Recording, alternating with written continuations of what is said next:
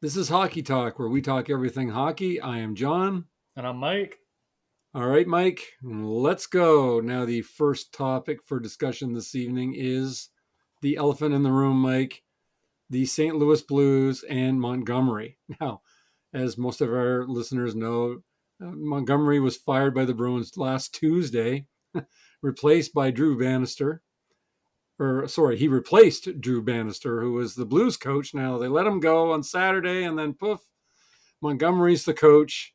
It didn't take very long. Very quick turnaround, Mikey. You didn't think it would take very long, and it didn't. Do you think this is a good move by the Blues or not? What do you say?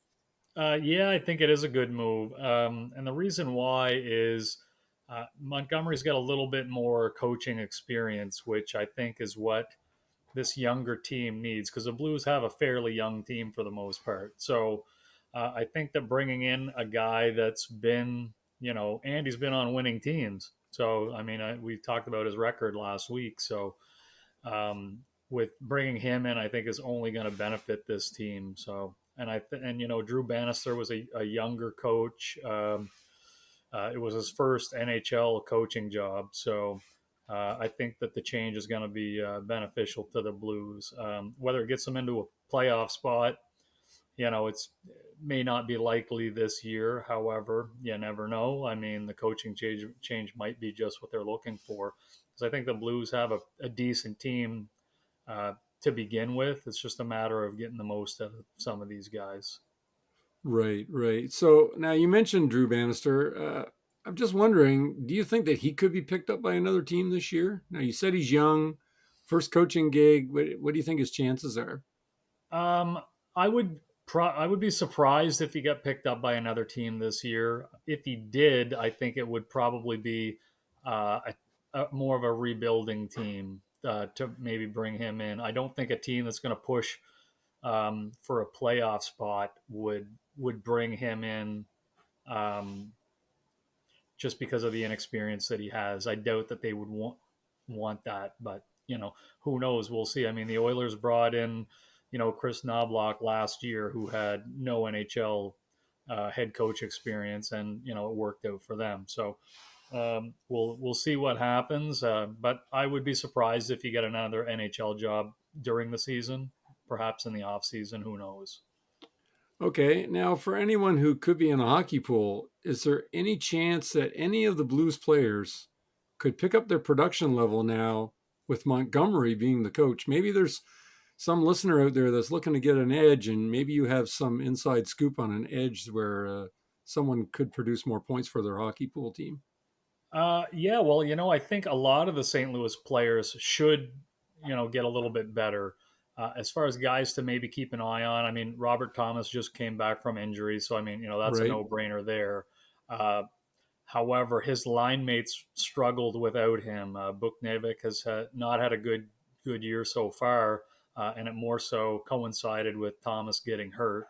So I think Buknevic could be a good pickup with Thomas back. So maybe not necessarily coaching being the reason why he might pick it up, but I think some guys that might get a longer look might be on defense. They have a younger guy named Scott Perunovich, who is a point producing defenseman. Hasn't really got a big opportunity yet in the NHL, but with Justin Falk struggling on the power play, maybe they give Perunovich a look and see what he can do. So maybe a bit of a wild card guy to keep an eye on, but overall, I think in general, all the St. Louis players should get a little bit better. More so Buchnevich and perhaps Perunovich. Well, it's good just to keep these players in mind. Like you said, deep pools, you might mention someone that someone maybe didn't think of or hasn't heard of, and they might look them up. So I think it's important to mention these things once in a while. So that's good. Now, let's get to our second topic here the Florida Panthers. Now, I think it was a couple of weeks ago I was going on about how good the Florida Panthers have been this year. All of a sudden, they look a little bit vulnerable here, Mike. They're 1-6-0 in their last seven. That's not very good. The Ovechkin-less Capitals, who had lost two games in a row, they beat Florida Monday 4-1. What's going on in Florida, Mike? Is it time to panic yet? I don't think it's time to panic yet. I mean, that team is pretty stable as far as the guys that they've got. I mean, they've hit a rough patch, and it happens. Wouldn't be something I would have predicted would happen, obviously, because I mean the team's been pretty solid for the last few years. So, I just think it's maybe one of those things, and I expect them to get it all back on track. I mean, consistency has been a little bit off there the last little bit. Reinhardt hasn't scored as much lately. The depth guys haven't chipped in as much either lately. So, all those things. Plus, if the goalies have a bad game or two, then, it all kind of snowballs. So I wouldn't be worried right now if I was the Florida Panthers or anybody interested in the Florida Panthers. It's just a matter of time. And I mean, who knows? It could be tonight that they have that breakout game and break the slump. And unfortunately, they're playing the Leafs tonight. So I'm sure you hope it doesn't happen. So. Well, we'll get into that a little bit later on. So, all right, cool. Now let's go on to our third topic for this evening. Then, now, Mike, I don't know what's going on here. Let's talk a little bit about the Lightning and the Colorado Avalanche. Now, the game ended 8-2 for the Lightning a few nights ago, and I have seen multiple games this year where one team has scored 8 goals.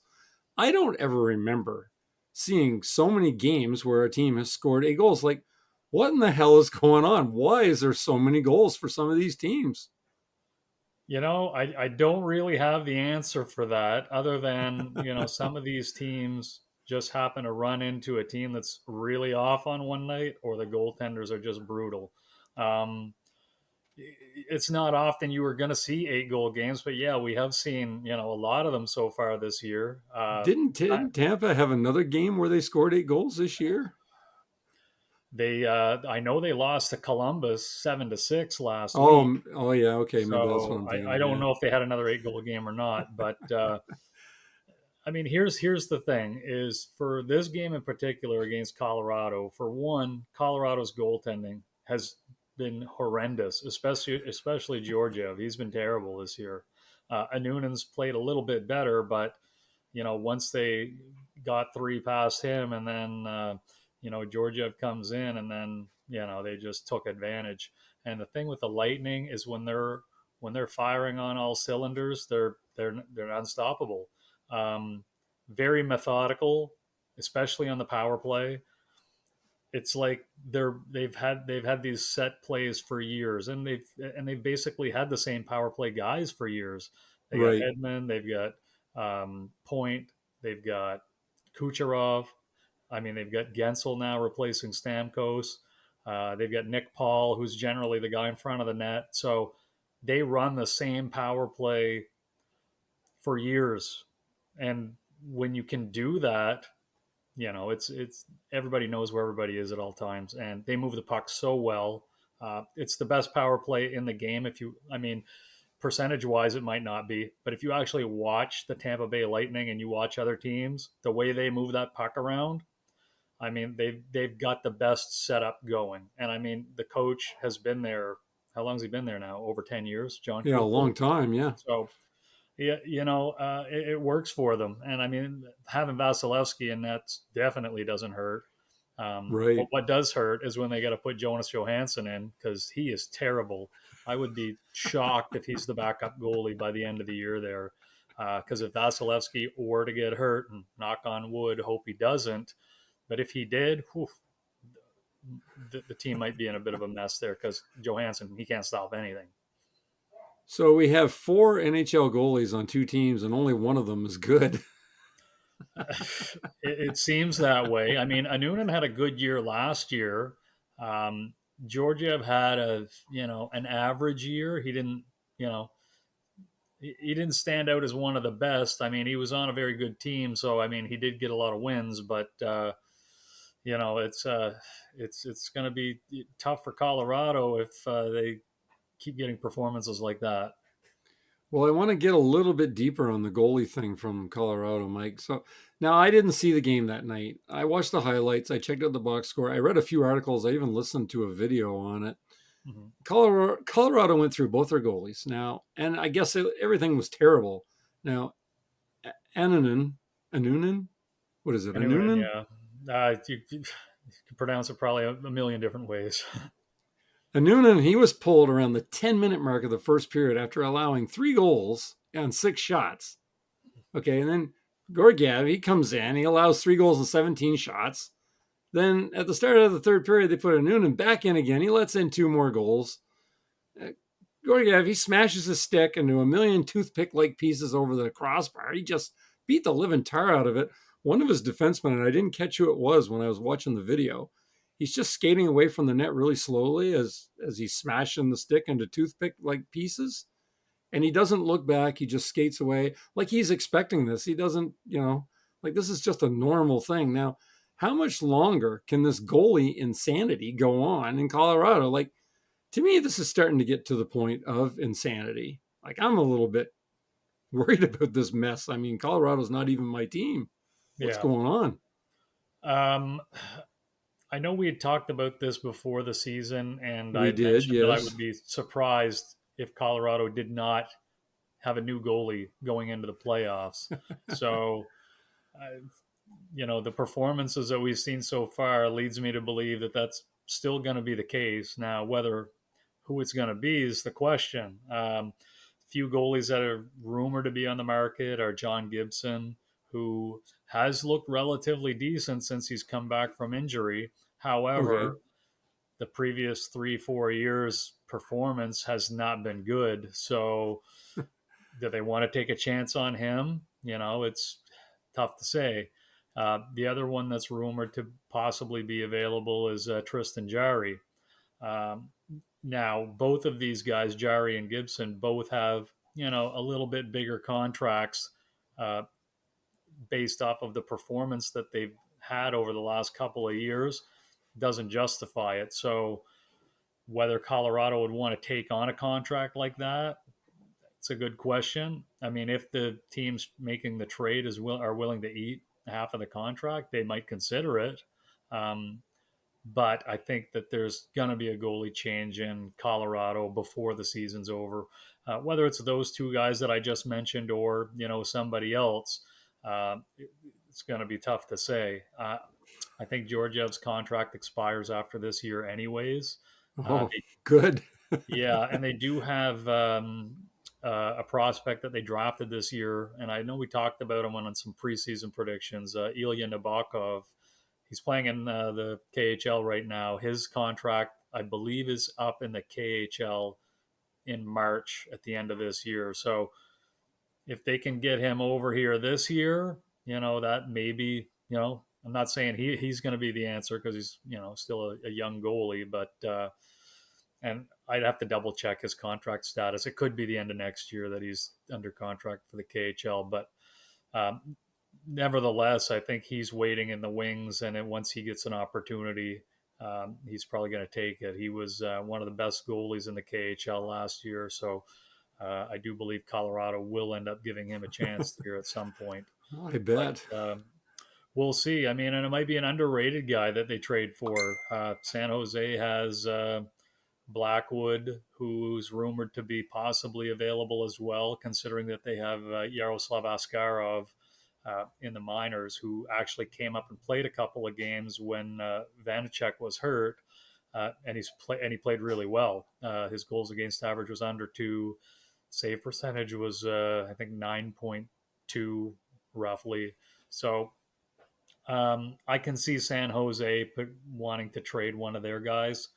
And like I said, it all depends on what kind of deal Colorado is looking to make, I guess. So we shall see. But I really doubt Georgiev will be the goalie for the playoffs. Should Colorado make it, and I think they still will. I listen to they have an official Colorado Avalanche podcast that they do after every game, and they do it for an hour after every game. And I listened to it after that last game. And let's just say that the 3 guys that were on there talking about the Colorado Avalanche, they were not too impressed with the goaltending. They were really upset about it, and they were calling it insanity and saying, I wish the goalies would just make a damn stop so that our team has a chance to win. So I don't know, but they're waiting for something to happen sooner rather than later. We'll see how it goes, I guess. So, all right, well, let's go on to our fourth topic. Something a little bit brighter was the Joe Thornton and his jersey being retired in San Jose a few nights ago. Now, Joe looks pretty damn good. He comes out there. He looks like he's in shape. He's got a beard that looks, it makes him look like he should be on a few episodes of Vikings, for goodness sakes. Just a great beard. Now, he has played 1,714 games. He has 430 goals, 1,109 assists for a total of 1,539 points, which puts him 14th overall most points in the NHL ever. I know Joe does not have a Stanley Cup, and Thornton he's able to be drafted or to be placed into the Hall of Fame next year. Do you think he's a first round guarantee Hall of Fame going in, first shot? What do you think, Mike? Absolutely. The consistency that he displayed over the course of his career, it makes him pretty much a lock. And like you said, 14th overall in the NHL, it's a no-brainer. Even though he doesn't have a Stanley Cup, he's Some got people would this. say he doesn't have that cup. He doesn't deserve to be in. We hear that all the time about other That's players. you know what? It's so hard to win a Stanley Cup. And here's the thing: is every team wins one. There's one a year, so you got 23, 24 guys that win a Stanley Cup every year. So, and some of these guys win it multiple times. So That's right. when A you're lot of looking them at do. this, like you can be a third or fourth line guy and get a Stanley Cup. Doesn't mean you're going to get into the Hall of Fame. Just because you have a Stanley Cup doesn't mean, to me, it doesn't mean anything. And I think that the fact that Joe Thornton was always a great guy with everybody, basically, especially the media. And I mean, the media; these are the guys that vote people in. So I can't see Joe Thornton not getting voted into the Hall of Fame first ballot. I think it's a piece of cake. It's going to happen. I mean, like I said, I watched the ceremony on the highlights and stuff, and I thought that he did a fantastic job. Like I said, he looks great. He looks like he should lace it up and play a few more games for San Jose. Maybe he could get some points for them. Looks like he's in good I'm sure shape. he wouldn't be the worst player if he did. So Now, isn't it true though that your guy Tortorella once said Joe Thornton never won anything. He haven't won a Stanley Cup. He never won. Wasn't that Tortorella that said that one I time? I should find the I quote have and bring no it up. idea, to be honest with I'm, you. I'm I pretty don't know. sure he did. If Yeah. I can find the You quote, know I'm going what? to stick it up on here. If somebody was going to say something like that, well, I wouldn't be shocked if Tortorella would say it, because sometimes you just never know what he's going to say. So, but yeah, that I don't know for sure. So I'll have to dig a little bit and see if that's true or not. If I'm just imagining something, which is always possible with me. So, all right, Mike. Well, let's go on to our hockey profit segment, where you are the hockey prophet. I have 5 rapid fire questions here. We're going to see how long it takes you to answer these. So, Mike, are you ready for the hockey profit segment? fire away. All right, and here we go. The San Jose Sharks, they beat the LA Kings the other night 7-2 in a huge beating. Could the Sharks finish the season ahead of the Kings in the standings? No. Number 2, Florida plays the Leafs tonight, which is something you mentioned earlier. Will Florida be 1-7-0 after this game this evening? Florida's going to win tonight. I didn't want you to say So that. I'm All right. sorry, but Number 3, Mike, the Rangers and Shesterkin. He made 38 saves Monday night while losing to the Blues 5-2, who we were just talking about a little bit earlier. Now, that's the Rangers' 3rd straight loss in a row. Should Rangers fans be a little bit worried? Because the Rangers haven't looked too good lately. I wouldn't be worried if I was the Rangers fans. I just think that it's just a little bit of a slump for them. Although I do think that they might end up making a couple of changes at some point here in the probably near future. All right, and who's that barking in the background tonight, Mike? That's Niall. He sees Niall? somebody outside, I think. Okay, all right. Well, we're going to go on to number 4 here. Now, Celebrini had 2 goals and an assist Monday. That gives him 10 points in 12 games. Will he finish the season with more than 55 points or less than 55 points? Oh, boys, that's going to be pretty close. The number you got is pretty much bang on. I'll say more. More? Okay, all right. And finally, Mike, number 5, and I'm sure you'll be glad when this is all over with. Last week, you said Morgan Frost was the player you wanted to step it up the most on the Flyers. Has he done it yet? He had a goal and assist the other night. What do you think? Well, it's only been a game or two, so apparently Tortorella said that he's played a little bit better in his last post game uh, press conference. So let's hope that you know that he's turned the corner and it has stepped it up. We'll see over the next week or so. All He right. is inconsistent, so we'll see what he does over the next week or two. Okay. Well, Mike, that's it for me for this evening now for our show. Was there anything else you wanted to go over tonight? Because there was other No, stories that I could have brought up tonight. There's lots to yeah. go over. Yeah, no, nothing else right off top of my head. I mean, it seems like as the weeks go by, there always seems to be a couple of things, two or three things that seem to pop up that Right. gives us something new to talk about. So, yeah, who knows what next week's going to bring between now and then. So we'll have to Right. wait and Right. see. And I almost mentioned how Ottawa broke a 5-game losing skid the other night. So, but maybe we can talk about them next week. So, Okay. all right, guys. So that's it for this week. Like, share, and subscribe, and let us know in the comment section where we went wrong, because I'm sure we went wrong somewheres. And we'll see you next week. Later. Later.